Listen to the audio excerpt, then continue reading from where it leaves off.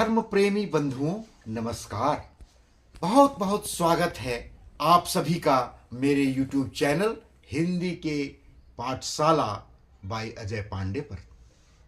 आप लोग कैसे हैं? उम्मीद करता हूं आप लोग अच्छे होंगे।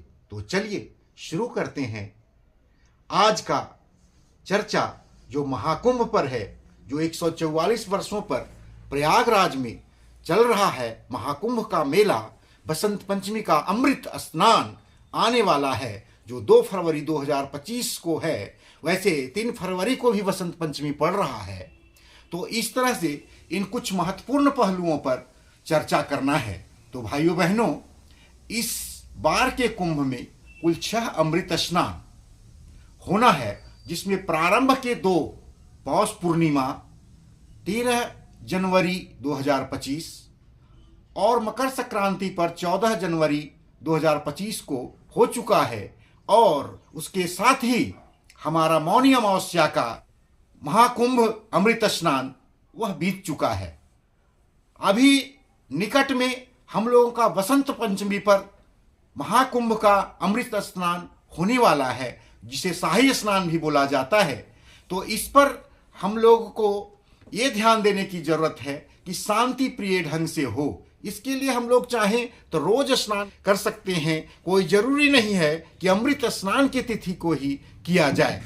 वैसे माघ पूर्णिमा के अवसर पर भी अमृत स्नान होगा और शिवरात्रि 26 फरवरी को समापन होगा। माघ पूर्णिमा 12 फरवरी को पड़ रहा है, उस दिन भी शाही स्नान अर्थात अमृत स्नान होगा। और महाशिवरात्रि पर 26 फरवरी को समापन समारोह होगा प्रयागराज महाकुंभ का, 144 वर्ष के महाकुंभ का, जो महाशिवरात्रि पर होगा। इस प्रकार से मैं यह कहना चाहता हूं कि वसंत पंचमी के अमृत स्नान में संगम तट पर काफी संख्या में, करोड़ों की संख्या में श्रद्धालुओं के जुटने की संभावना है। जिस प्रकार से पिछले दिनों देखा जा रहा है, तो शांति बनी रहे, कानून व्यवस्था बनी रहे, इसके लिए सबको सहयोग करने की जरूरत है। और इस स्नान में यह जिद करना कतई यह उचित नहीं है कि हम संगम तट पर ही स्नान करें। ऐसी कोई बात नहीं है। हम सबको जहां जगह मिले वहां स्नान करें। प्रयागराज महाकुंभ के जिस तट पर, जिस जगह पर स्नान करने का जगह मिले वहां स्नान करके परमात्मा का ध्यान करें। ईश्वरीय कृपा प्राप्त होगी, निश्चित रूप से होगी। अलौकिक शक्तियों की कृपा प्राप्त होगी। हम सब पर अलौकिक शक्तियों की कृपा, ईश्वर की कृपा जरूर होगी। ऐसा विश्वास रखना चाहिए, ऐसा आस्था होना चाहिए। ऐसा भी नहीं है कि महाकुंभ पर संगम तट पर ही स्नान करना आवश्यक होता है। निर्धारित 6 तिथियों को छोड़कर विशेष फल की प्राप्ति नहीं होगी, ऐसी भी कोई बात नहीं है। किसी भी दिन हम जब स्नान करते हैं तो सौभाग्य की बात है कि हम महाकुंभ में जाकर स्नान करते हैं। किसी भी दिन जाकर करें। पूरे प्रारंभ की तिथि से लेकर समापन की तिथि तक कभी भी स्नान करते हैं तो वह महाकुंभ स्नान ही माना जाएगा। उसमें कहीं कोई किंतु परंतु नहीं है। किसी भी दिन स्नान किया जा सकता है। मेरे विचार में जो भी व्यक्ति भारत या दुनिया के किसी कोने में है, जिसको श्रद्धा है सनातन पर, तो अपने धर्म पर, और वह स्नान करना चाहता है, तो अगर इस तरह का सहयोग दे तो व्यवस्था बनाने में उसका सहयोग रहेगा। और वहीं पर जहां जो जिस जगह पर है वह अपनी सुविधा अनुसार स्नान कर ले।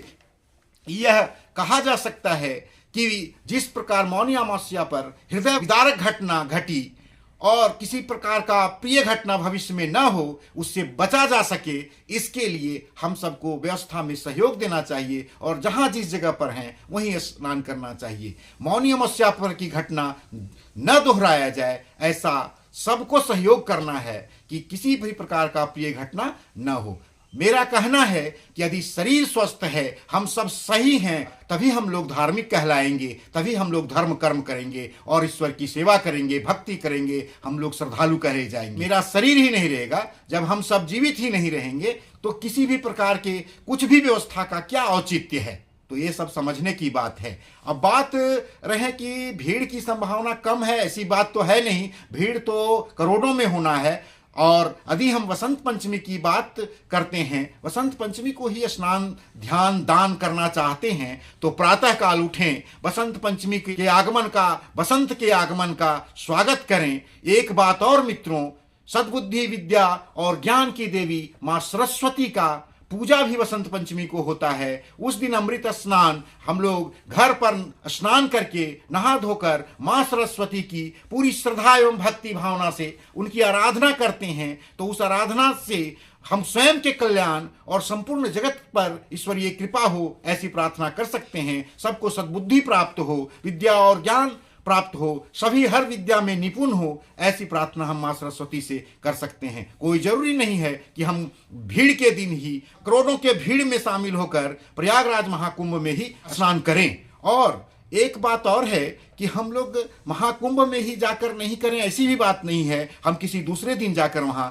कर सकते हैं। क्योंकि व्यवस्था बनी रहेगी तो इस व्यवस्था में सबका सहयोग रहेगा तो सब कुछ सुरक्षित रहेगा, सभी सुरक्षित रहेंगे, तभी सब पर्व त्योहार भी मनाया जा सकेगा। क्योंकि बसंत पंचमी की तिथि 3 फरवरी को भी कहा जा रहा है और 2 फरवरी और 3 फरवरी दोनों ही दिन संगम तट पर करोड़ों की भीड़ होने की संभावना है। आप सभी श्रद्धालुओं से मैं एक बात और भी कहना चाहूंगा कि अभी ही अयोध्या में श्री राम प्रभु के धाम में और विंध्याचल माता रानी के दरबार में काशी विश्वनाथ मंदिर के दर्शन हेतु सभी जिद पर न अड़ें कि अभी ही जाना है। जैसी व्यवस्था मिले, जैसा समय मिले जाएं। अभी यदि आप लोग महाकुंभ स्नान करके आएंगे और उसके बाद के समय में कभी भी हम लोग अयोध्या श्री राम प्रभु का दर्शन कर सकते हैं, उनकी धाम में जा सकते हैं, विंध्यवासिनी माता, विंध्याचल वाली माता के दरबार में जाकर आशीर्वाद कृपा प्राप्त कर सकते हैं, काशी विश्वनाथ का दर्शन कर सकते हैं, गंगा माता के सानिध्य में जाकर कृपा प्राप्त कर सकते हैं, स्नान कर सकते हैं वाराणसी में। तो इस प्रकार से अभी ही जाना,